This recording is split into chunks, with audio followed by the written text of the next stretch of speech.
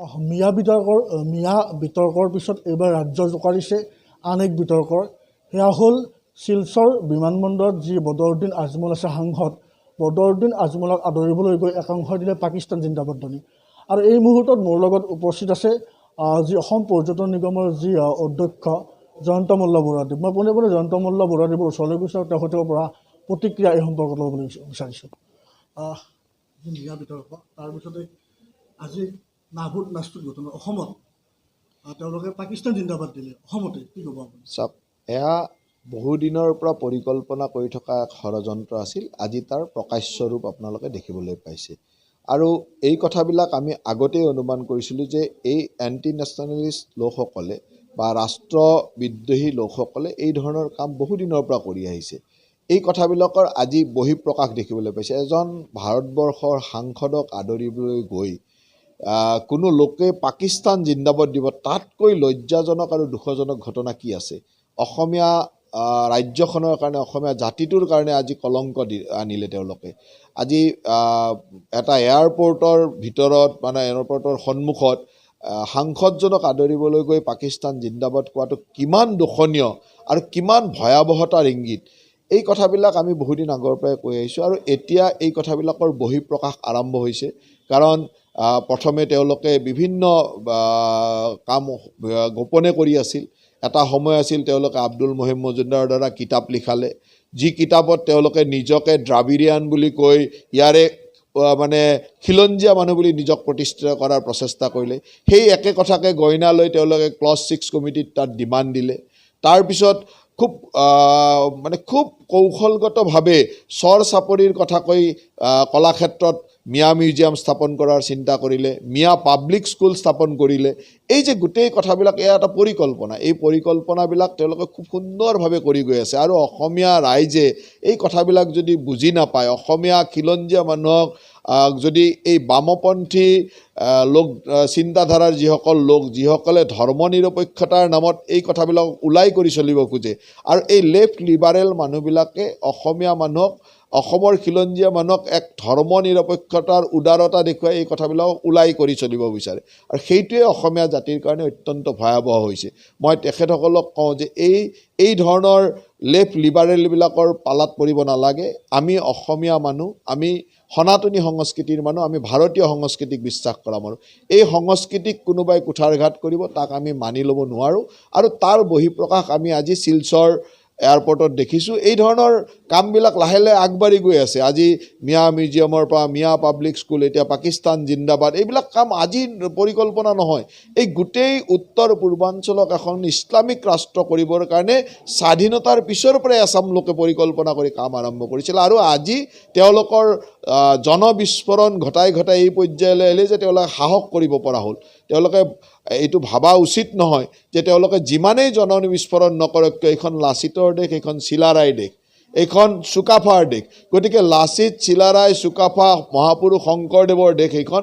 গতিকে এই দেশখনত কোনো বাহিৰৰ অপশক্তিয়ে আহি, অনুপ্ৰৱেশকাৰীয়ে ইয়াত দখলদাৰী দেখুৱাব, সেইটো হ'বলৈ নিদিওঁ। আৰু আমি থকালৈকে, আমাৰ শেষ বিন্দু তেজ থকালৈকে এইবিলাক পাকিস্তান জিন্দাবাদ দিয়া মানুহ অসমত কোনো কাৰণতে থাকিব নোৱাৰে। তেওঁলোকৰ ওপৰত যিমান কঠোৰ শাস্তি ল'ব লাগে, কঠোৰ ব্যৱস্থা ল'ব লাগে, তাৰ কাৰণে আমি প্ৰস্তুত থাকিম। কেৱল অসমীয়া খিলঞ্জীয়া মানুহক যাতে এই লেফ্ট লিবাৰেলবিলাকৰ পাল্লাত নপৰে, আৰু এই বামপন্থী চিন্তাধাৰাৰ মানুহৰ পাল্লাত পৰি তেওঁলোকে এই ধৰ্ম নিৰপেক্ষতাৰ নামত এই কথাবিলাক যাতে ওলাই কৰিব নিবিচাৰে। এয়া কোনো ধৰ্ম নিৰপেক্ষতাৰ কথা নহয়, এয়া কোনো ধাৰ্মিক যুদ্ধ নহয়, এয়া হ'ল সংস্কৃতিৰ যুদ্ধ। এয়া হ'ল ভাৰতবৰ্ষৰ সুৰক্ষাৰ যুদ্ধ, ভাৰতবৰ্ষৰ প্ৰতি এচাম মানুহৰ আগ্ৰাসনৰ যুদ্ধ। গতিকে এই যুদ্ধত আমি কাৰো লগতেই কম্প্ৰমাইজ কৰিব নোৱাৰোঁ। আৰু এই ক্ষেত্ৰত আমি অত্যন্ত কঠোৰ হ'ব লাগিব। আৰু সেইকাৰণে মই ভাবোঁ যে এতিয়া আমাৰ প্ৰতিজন খিলঞ্জীয়া মানুহ সচেতন হ'ব লাগিব, অসমীয়া মানুহ, ভাৰতীয় মানুহ সচেতন হ'ব লাগিব।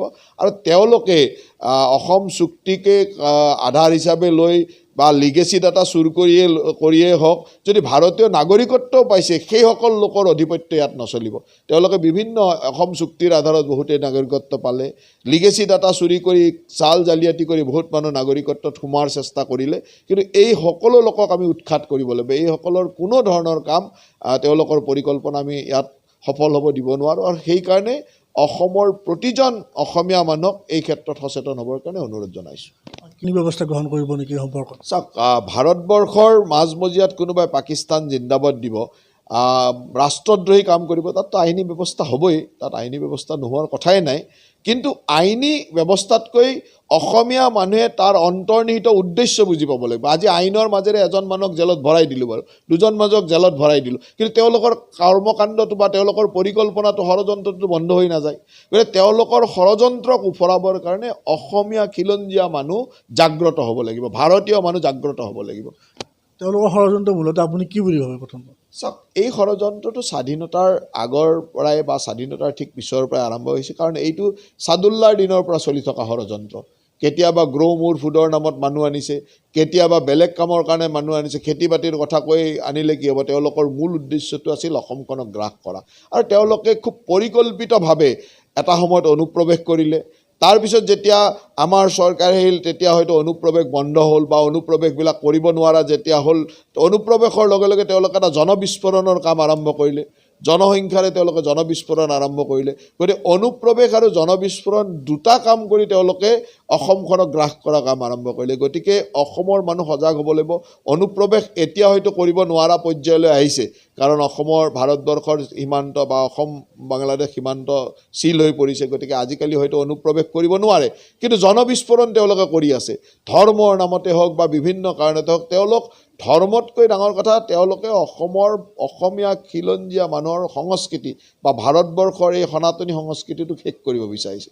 গতিকে এই সংস্কৃতি শেষ কৰা যুঁজত আমি তেওঁলোকক কেতিয়াও উদগনি দিব নোৱাৰোঁ, আৰু তেওঁলোকৰ বিৰুদ্ধে আমি প্ৰতিজন খিলঞ্জীয়া মানুহ, প্ৰতিজন অসমীয়া মানুহ, প্ৰতিজন ভাৰতীয় মানুহ একগোট হ'ব লাগিব।